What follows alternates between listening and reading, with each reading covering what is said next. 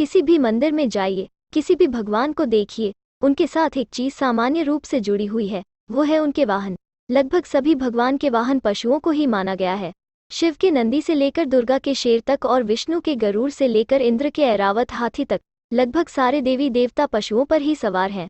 आखिर क्यों सर्वशक्तिमान भगवानों को पशुओं की सवारी की आवश्यकता पड़ी, जबकि वे तो अपनी दिव्य शक्तियों से पल भर में कहीं भी आ जा सकते हैं? क्यों हर भगवान के साथ कोई पशु जुड़ा हुआ है? भगवानों के साथ जानवरों को के पीछे कई सारे कारण है। भगवानों के वाहनों के रूप पशु पक्षियों को जोड़ा है। वास्तव में देवताओं के साथ पशुओं को उनके व्यवहार के अनुरूप जोड़ा गया है। दूसरा सबसे बड़ा कारण है प्रकृति की रक्षा। अगर पशुओं को भगवान के साथ नहीं जोड़ा जाता तो शायद पशु के प्रति हिंसा का व्यवहार और ज्यादा होता। हर पशु किसी न किसी भगवान का प्रतिनिधि है, उनका वाहन है, इसलिए इनकी हिंसा नहीं करनी चाहिए। मूलतः इसके पीछे एक यही संदेश सबसे बड़ा है। आपको क्या लगता है, गणेश जी ने चूहों को यूं ही चुन लिया, या नंदी शिव की सवारी यूं ही बन गए? भगवानों ने अपनी सवारी बहुत ही विशेष रूप से चुनी, यहाँ तक कि उनके वाहन उनकी चारित्रिक विशेषताओं को भी बताते हैं। भगवान गणेश और मूषक। गणेश जी का वाहन है मूषक। मूषक शब्द संस्कृत के मूष से बना है, जिसका अर्थ है लूटना या चुराना। सांकेतिक रूप से मनुष्य का दिमाग मूषक, चुराने वाले यानी चूहे जैसा ही होता है।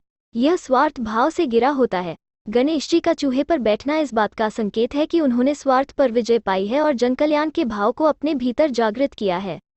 जैसे शिव भोले भाले, सीधे चलने वाले लेकिन कभी कभी भयंकर क्रोध करने वाले देवता हैं, तो उनका वाहन है नंदी बैल। संकेतों की भाषा में बैल शक्ति, आस्था व भरोसे का प्रतीक होता है। इसके अतिरिक्त भगवान के शिव का चरित्र मोह माया और भौतिक इच्छाओं से परे रहने वाला बताया गया है। सांकेतिक भाषा में बैल यानी नंदी इन विशेषताओं को पूरी तरह चरितार्थ करते हैं, इसलिए शिव का वाहन नंदी है। कार्तिकेय का वाहन है मयूर। एक कथा के अनुसार यह वाहन उनको भगवान विष्णु से भेंट में मिला था। भगवान विष्णु ने कार्तिकेय की साधक क्षमताओं को देखकर उन्हें यह वाहन दिया था, जिसका सांकेतिक अर्थ है कि अपने चंचल मन रूपी मयूर को कार्तिकेय ने साध लिया है। माँ दुर्गा तेज शक्ति और सामर्थ्य का प्रतीक है, तो उनके साथ सिंह है। शेर प्रतीक है क्रूरता, आक्रामकता और शौर्य का। यह तीनों विशेषताएं माँ दुर्गा के आचरण में भी देखने को मिलती है। यह भी रोचक है कि शेर की दहाड़ को माँ दुर्गा की ध्वनि ही माना जाता है, जिसके आगे संसार की बाकी सभी आवाजें कमजोर लगती हैं।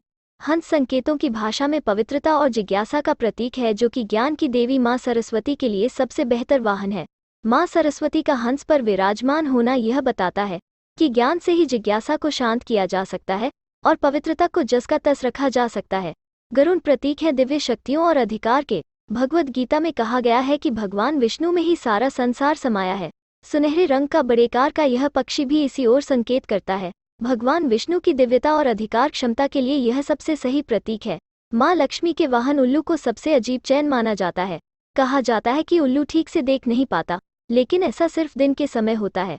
उल्लू शुभता और धन संपत्ति के प्रतीक होते हैं।